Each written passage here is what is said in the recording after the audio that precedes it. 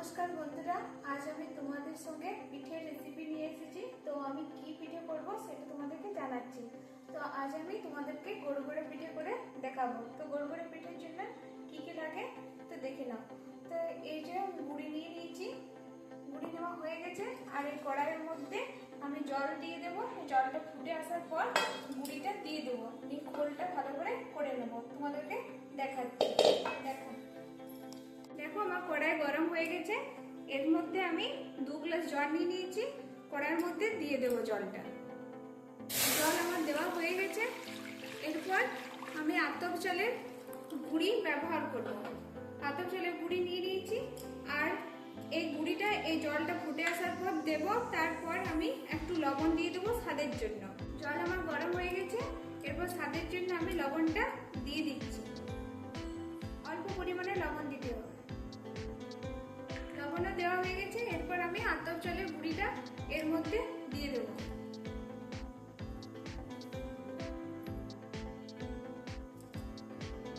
আর এই খোল ডাঙের সাহায্যে হালকা করে নেড়ে নেব।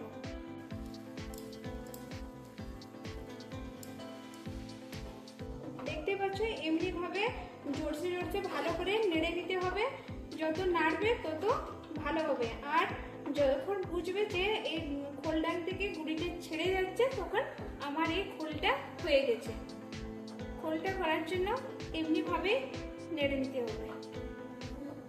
একটু জল দিয়ে দিতে হবে, কারণ অনেকক্ষণ ধরে এটা নাড়তে হবে। তো ভালো করে সিদ্ধ করে নিতে হবে। সিদ্ধ না করলে ভালো করে হবে না খোলটা। জল দিয়ে দিচ্ছে, দেখতেই পাচ্ছ। এরপর আমি ভালো করে নেড়ে নেব। আমার খোল হয়ে গেছে। এরপর আমি গ্যাসটা বন্ধ করে দেব, আর অন্য কড়াতে আমি জল বসিয়ে দেব। তো জল বসানোর পর আমি কি করব সেটা তোমাদেরকে দেখাচ্ছি। দেখো আমার খোলটা হয়ে গেছে, হাতের মধ্যে একটুও লাগেনি। আর তোমরা কি করে বুঝবে যে খোলটা হয়েছে? যদি হাতে না লাগে তাহলে বুঝতে পারবে যে খোলটা হয়েছে। আর যদি হাতে লেগে যায় তাহলে আরেকটু জল দিয়ে আরো 5 মিনিট বা 2 মিনিটের মতো নেড়ে নেবে, তবে খোলটা হয়ে যাবে। দেখো আমি কড়াইয়ের মধ্যে 1 গ্লাস জল প্রথমে দিয়ে দিয়েছি, তারপর আমি আরেক গ্লাস জল এর মধ্যে দিয়ে দিয়েছি। টোটাল 2 গ্লাস জল দিতে হবে এবং ভালোভাবে জলটা ফুটে যাওয়া পর্যন্ত অপেক্ষা করতে হবে। ফুটে যাওয়ার পরে আমি যে খোলটা তোমাদেরকে দেখিয়েছি, সেই খোলটার মধ্যে আমি কিভাবে পিঠাটা গড়বো আর কি পুর দিচ্ছি সেটাও তোমাদেরকে দেখাবো। পিঠাটা গড়া হয়ে গেলে এই জলটা ফুটে যা আসবে, তার মধ্যে পিঠাটা দিয়ে দেবো। তারপর কিভাবে তুলে নিচ্ছি, কিভাবে বুঝবে পিঠাটা হয়েছে, সেটা পরে তোমাদেরকে দেখাচ্ছি। দেখো আমি খোলটা নিয়ে নিচ্ছি। তারপর আমি হাতের সাহায্যে এমনি করে গোল করে নিচ্ছি। গোল করার পর আমি একটু এই কড়ি আঙুলের সাহায্যে একটু ফুটো করে নিচ্ছি। ফুটো করার পর আমি মাছটা এমনিভাবে একটু জলের সাহায্যে একটু গোল করে ফাঁকা করে নিচ্ছি। এর মাঝে আমি পুর ব্যবহার করব। তো কিসের পুর ব্যবহার করব দেখে নাও।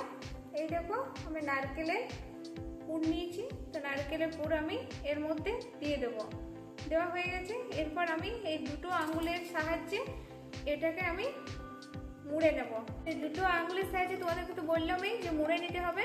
তো দেখো আমি কি করে মুড়ে নিচ্ছি। মুড়ে হয়ে গেছে। এরপর যে বাকি এই অংশটা, এটা কেটে নিতে হবে। এরপর আমি ভালো করে গোল করে নিচ্ছি। দেখতে পাচ্ছ আমার পিঠে গড়া হয়ে গেছে। এরপর আমি এই জলটা ফুটে এসছে, এই জলের মধ্যে আমি দিয়ে দেব। জলের মধ্যে আমি দিয়ে দিয়েছি। তো কি করে বুঝবে যে তোমার এই পিঠেটা হয়ে গেছে? এই জলটা মধ্যে পিঠেটা ভেসে উঠবে, সেই তখন এই ঝাঁঝরার সাহায্যে তুলে নিতে হবে। আমি ফুটন্ত জলে পিঠেগুলো ছেড়েছিলাম। তো আমার পিঠে হয়ে গেছে, দেখতে পাচ্ছ ভেসে উঠেছে জল থেকে। এরপর আমি পিঠেগুলো তুলে নিচ্ছি। দেখো আমি তুলে নিচ্ছি। নরম তুলতুলে হয়েছে। আজ তোমাদেরকে আমি গড়গড়ে পিঠে কিভাবে করলাম সবকিছুই দেখালাম, কি কি নিয়েছি তার জন্য সবকিছুই দেখিয়েছি। তো আমি আরেকবার তোমাদেরকে বলে দিচ্ছি। গড়গড়ে পিঠে করার জন্য তোমাদেরকে প্রথমে জল গরম করে নিতে হবে। জলের মধ্যে অল্প পরিমাণে লবণ দিতে হবে স্বাদের জন্য। তারপর গুঁড়িটা দিতে হবে। গুঁড়িটা দিতে দিতে আবার খোল ডাঙের সাহায্যে নেড়ে দিতে হবে। নেড়ে নেওয়ার পর যখন দেখবে যে খোল ডাঙ্গের মধ্যে গুঁড়িটা একটু ছেড়ে যাচ্ছে, তখন জানবে যে খোলটা হয়ে গেছে।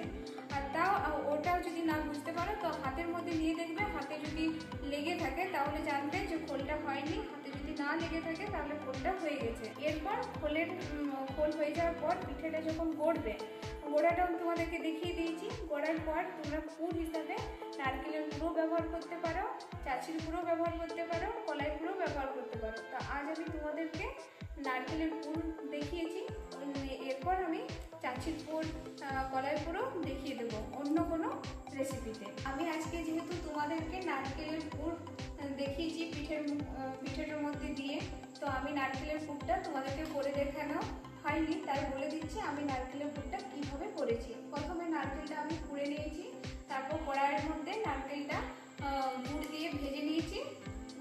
অমনিভাবে নারকেলের পুরটা করতে হয়। তা আমি গড়গড়া পিঠা বলে দিলাম। আরেকবার যেটা আসল কথা সেটা তো বলতেই ভুলে গেছি, যে এই গড়গড়া পিঠার জন্য আতপ চালের লাগবে, কিন্তু ভাতের চাল বা অন্য কোনো চাল ব্যবহার করলে হবে না, আতপ চালেরই গুঁড়ি লাগবে।